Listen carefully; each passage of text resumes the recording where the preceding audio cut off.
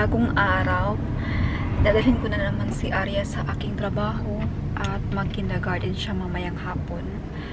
So, ang balak ko ay, dahil wala pong pasok si Tia sa trabaho, meron siyang school, pero free na siya around 12 sa noon. Ni-ask ko siya kung pwede ba niya na kunin si Arya at ihatid sa kindergarten. Kasi nakalagay naman doon yung pangalan niya. So, allowed siya maghatid kay Arya. Titingnan natin mamaya. Biyahe muna tayo papunta sa work. See you in a few minutes. Bye, peace. In 150 Metern. Fester Blitzer in 500 Metern.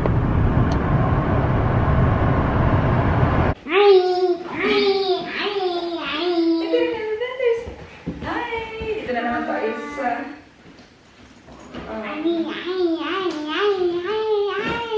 work with Arya.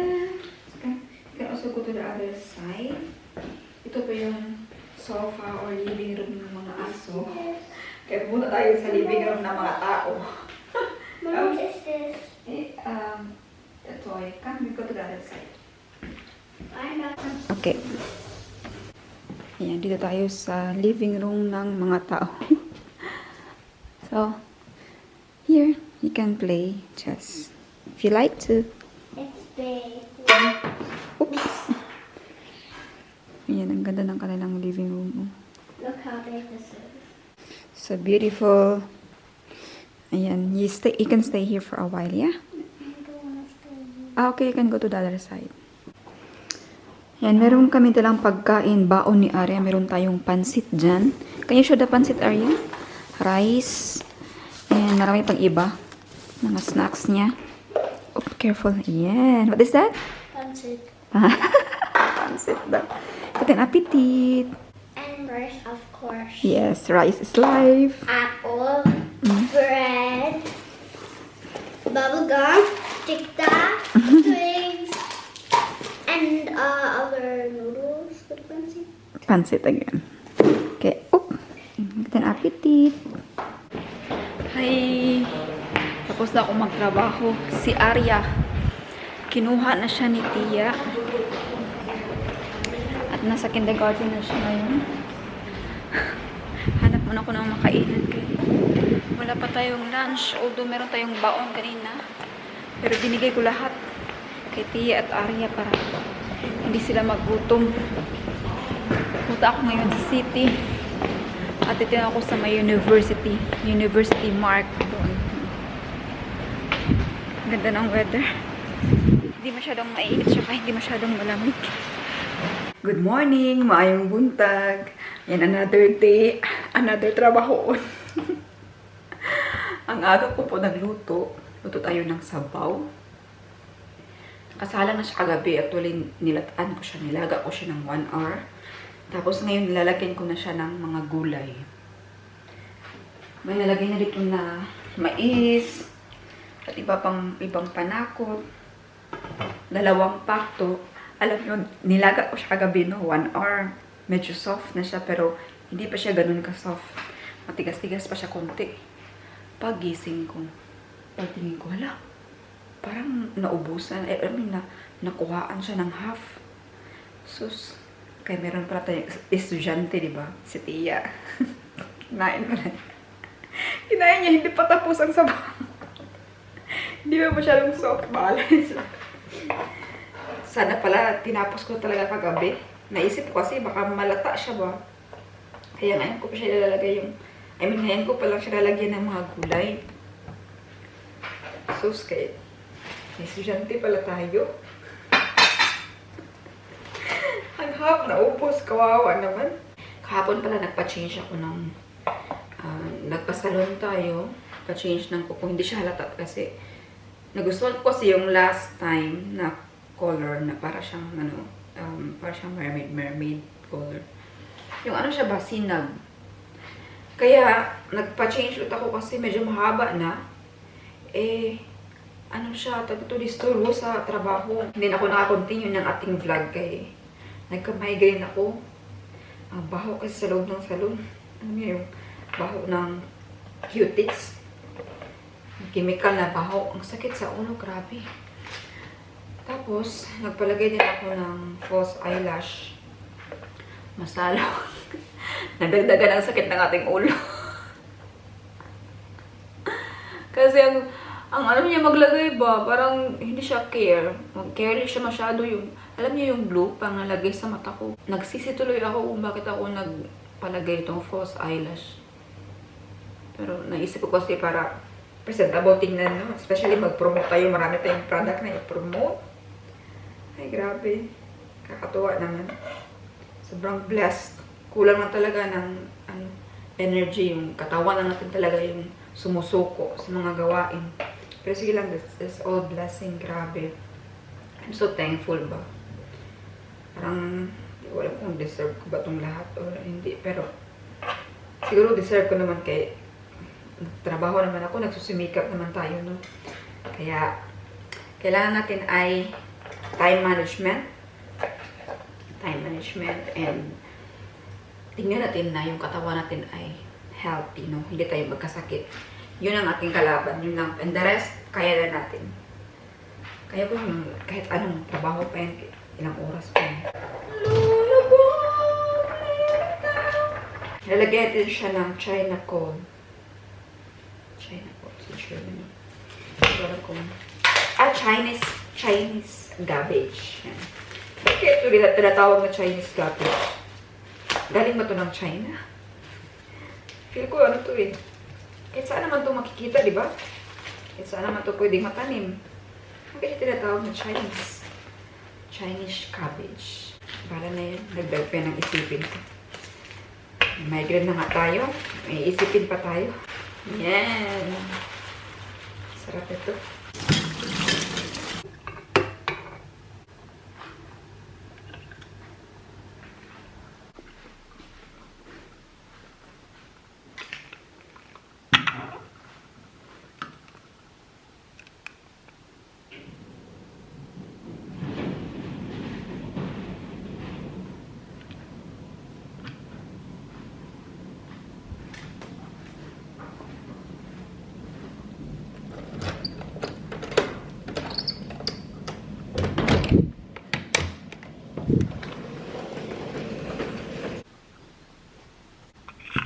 Magkape-kape muna tayo. Meron akong espresso. Alam nyo, ito yung nakakatulong sa migraine ko. Espresso at saka lemon. Alam ko na yan. Kasi yan yung iniinom ko na kapag may migraine ako. Ngayon, nung pumunta kami ng Spain, maganda talaga no kapag mag-travel. Kasi marami tayong matutunan. May mga madidiscover tayo. Alam nyo yung kape nila, meron talagang lemon na ganito naka-slice. Ganito yung lemon nila. Tapos, ito pala yung pares nila sa kape. Yung, di ba, coffee machine, ganyan. Tapos, may mga lemon talaga dyan sa gilid. So, ano ang explanation niyan? No? Mga taga-Spain daw. Sarap mag-upo-upo dito sa labas. Grabe ka, fresh. Refreshing. Nakita ko pala yung ginawa ni Arya kahapon. Naiwan niya pala yung chalk niya. You know? Ganda. Very creative na si Arya ba eh. Lumalaki na siya. You know? Tahimik dito, no? Narinig yung ibon. Palamig na ng palamig dito sa Germany. Tapos na pa yung summer. Ay, nakakamiss. Pero sige lang kay excited naman ako sa winter. Yung may snow. Pag winter na walang snow, boring. Pero pag may snow, ay... Kaya sabi nila, dito sa taas, dito yung may pinakamaraming snow. Tsaka doon banda sa likod dyan. Meron daw parang downhill. At dyan daw, palagi yung mga tao, mga bata, naglalaro. No? Sasakay nila ng sleigh. Yan sakay ng sleigh tapos palidit. Kaya I'm so excited, especially for Arya, na may experience niya ba. Sana nga may snow no, ngayon na winter. Kasi, mostly sa mga winter ngayon, ibang iba dati nung pagdating ko 2012. Grabe yung snow. Aabot hanggang dito sa bewang mo. Ngayon wala na. After that, parang sabi nila, ay, andito si Stephanie. Kailangan hindi masyadong maraming snow kay kawawa naman ang liit-liit. Sige na, mag-prepare na ako, magbibihis na ako. Tapos, tapusin natin yung ating sabaw. And then, magtrabaho. Trabaho and then kindergarten ni Arya.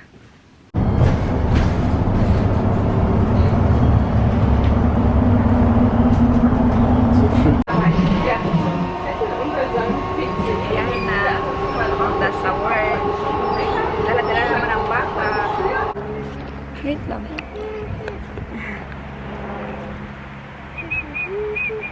Yan, naglalakad na kami. Papunta sa ating work. And may na-discover ako kay Arya. Marunong na pala siya nito. Yan. Marunong na siya mag-whistle. Ay, Diyos ko. Ito yung baon namin, oh. Our, andyan yung ating sabaw. Ang galing. Dito na kami. Hey. Ang mga aso. No! Yan. Yan, we're giving gift to Arya. Come here, smile, Arya, here. I'll put it here. Like that. So, Arya, this is for you because this is a gift for you because you Thank you. kiss and love. Yeah. Oh, sorry. So, this is Arya's gift because sie hat geschafft. She survived the training of kindergarten almost 2 days na lang, today and tomorrow. So, it's a welcome gift from mom for Arya. Where's my hand? It's a welcome gift from mom to Arya for kindergarten. So, welcome kindergarten gift. So, smile, Arya. We're gonna take a picture. Smile. Yeah.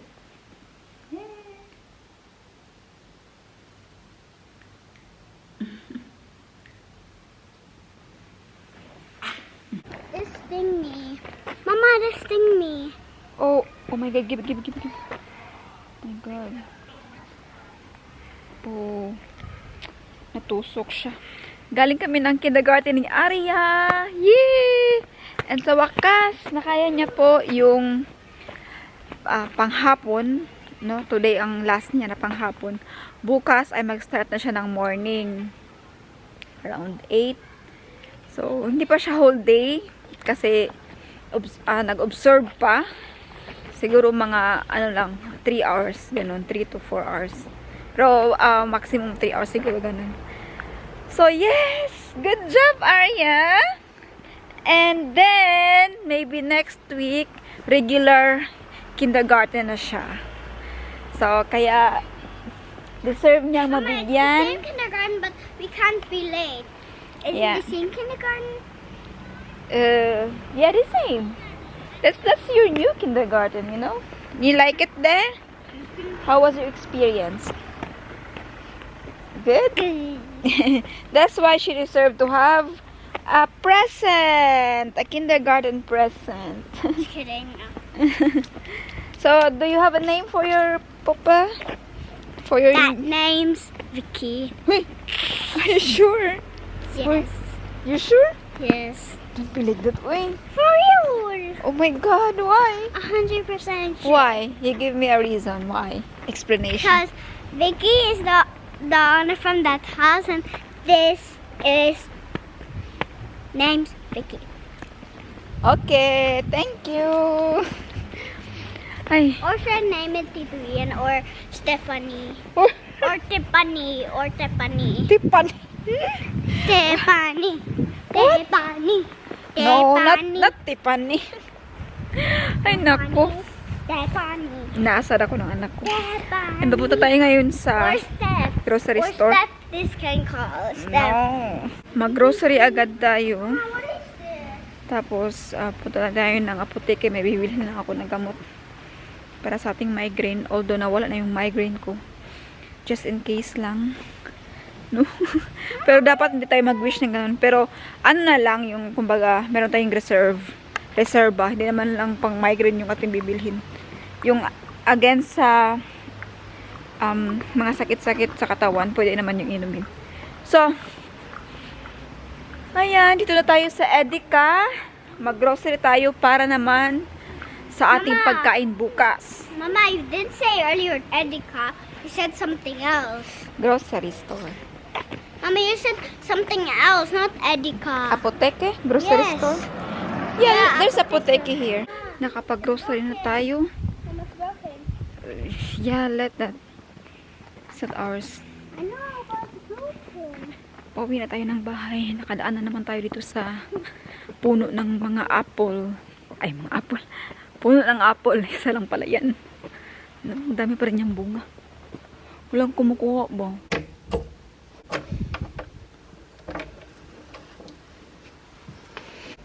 Ito na yung pinabili natin kanina doon sa Edeka. Meron tayong swivel. May ito. Bumili na ako ng ready-made na fricadelle. Yung ating baon kanina naubos na. Meron tayong noodles. And ito yung isos natin. I pick it. Yeah, and paprika. So here.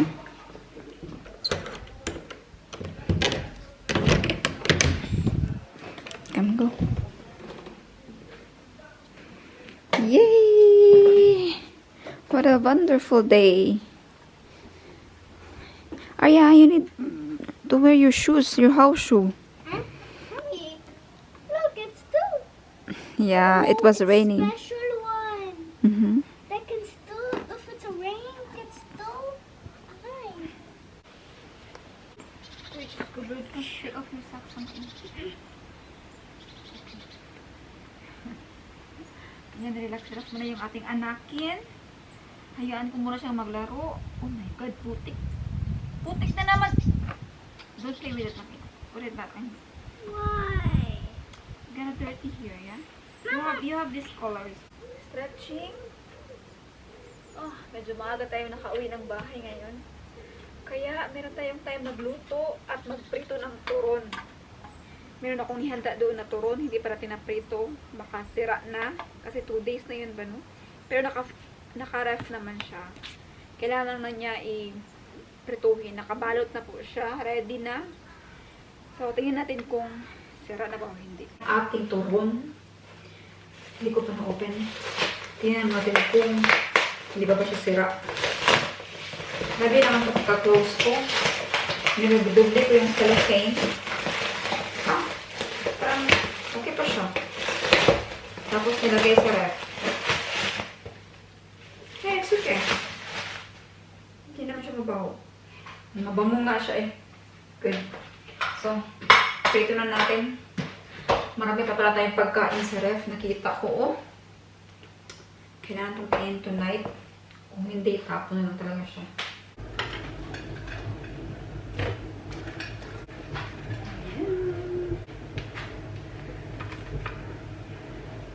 Yan na yung ating caramelized turon. Yun, ang sarap! Pero napakainit pa niya, kaya hindi pa natin makain. Grabe, I'm so excited to eat. Pero napakainit pa niya. Lalo na yung langka. Papasok ka talaga. Natry ko to na kainin pa. Dire-diretso kasi takam-takam ako, no?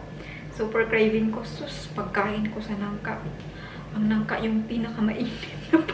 Napasa yung dila ko. Kain tayo.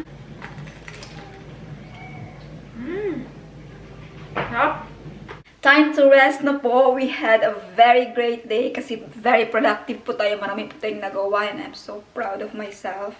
I did it everything, although nakakapagod siya physically, but yung mind ko, mental health ko, nakakatulong siya kasi naging busy ako.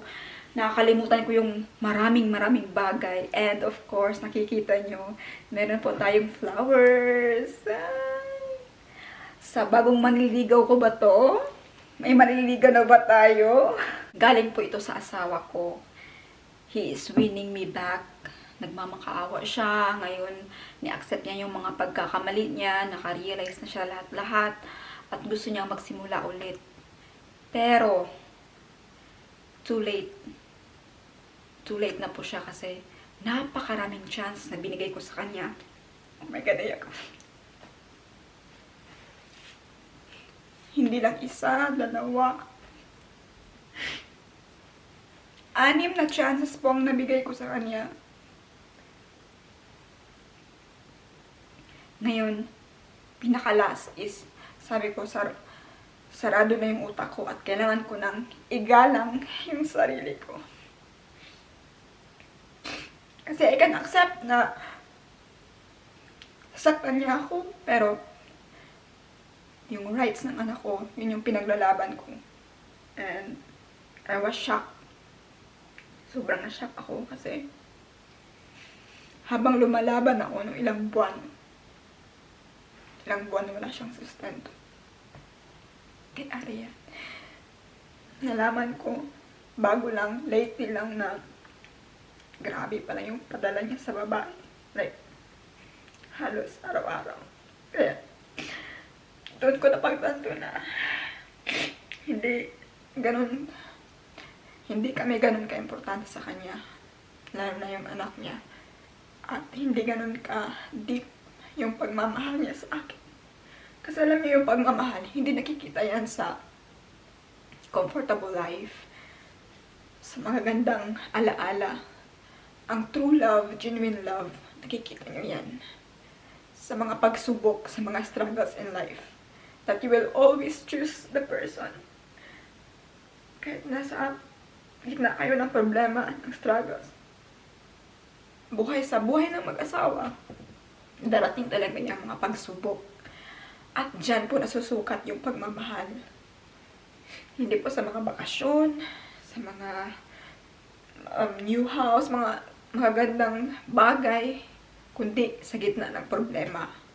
And na-realize ko na hindi ganun ka-deep yung pagmamahal niya sa akin. Kaya, kailangan na natin tundukan para matapos na rin yung lahat. Excuse me. Ang tagal na alam ko, mostly sa inyo nagsasawa na. Kasi, mahirap naman kasi bitawan. Kasi, pinakasalan ka, nagpakasal ka, di ba? At may anak kayo. Kaya, kung maaari ipaglaban mo. Pero, sa bandang huli, naisip ko na, wala na akong respeto sa sarili ko. Kaya, masaya ako ngayon. Kahit nasasaktan ako sa nangyari sa buhay namin mag-asawa. Pero alam nyo, may peace of mind ako. Mas magaan yung buhay ko ngayon. Mas naalagaan ko yung anak ko. Mas nagiging maganda yung routine ko sa hindi ako nakapag-isip ng mga masasama at hindi rin ako nakakapag-post. Wala na akong mental problem. Although, hindi naman mawawala yan. Pero I mean, hindi na ako ganun kadati na, hala, galit na galit ako sa mundo. Like, galit na galit ako sa sarili ko, sa asawa ko, sa lahat. Sa mga babae niya, inaaway ko. Pero ngayon, I let it go. Kumbaga, it's okay. Para sa akin, kung anong gagawin niya, gawin na niya. I still love him. Totoo na. Pero, hindi pala kami equal ang pagmamahal. Kaya, it's okay. Na-realize ko na, hindi kami pareho ng pagmamahal. Siya kapag may struggle, siya agad, sa ibang tao niya, binibigay yung attention niya. Kapag may problema, may struggle, bumabaling siya sa ibang tao. Like, babae, nagpapacomfort siya. Which is, hindi po maganda sa mag-asawa. Kapag may problema kayo, pag-usapan nyo. Hindi ako perfect. Naging weak din ako. Aaminin ko, imperfect din ako. Naging weak ako. Inaamin ko na meron din akong pagkakamali. Pero, hindi yun rason para gawin niya lahat ng nagawa niya sa akin. Masyadong binaba niya yung pagkatao ko, pagkababae ko. Kaya, at especially, binaba niya yung pagiging ina ko. Sorry. Kaya, ngayon, tutuldukan ko na siya lahat. Kahit halos araw-araw siya nagsasabi na magbalikan, At gumawa siya ng paraan kung pupunta dito. Nagbubuk ng kahit na ano-ano.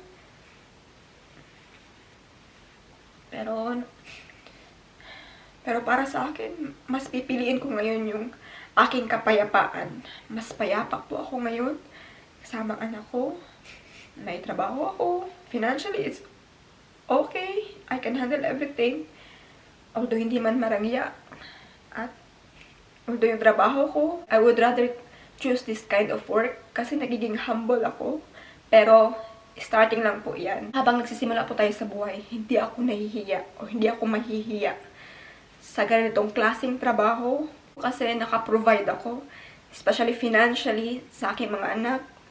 Buwan-buwan po ako nagsusuporta sa kanila at kasama pa yung kapatid ko.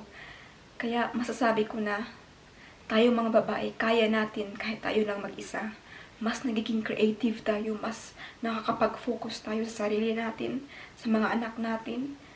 Sa totoo lang ngayon yung life ko ngayon, mas komportable. Kasi isa lang yung inaalagaan ko, pinagluluto ko, isa lang.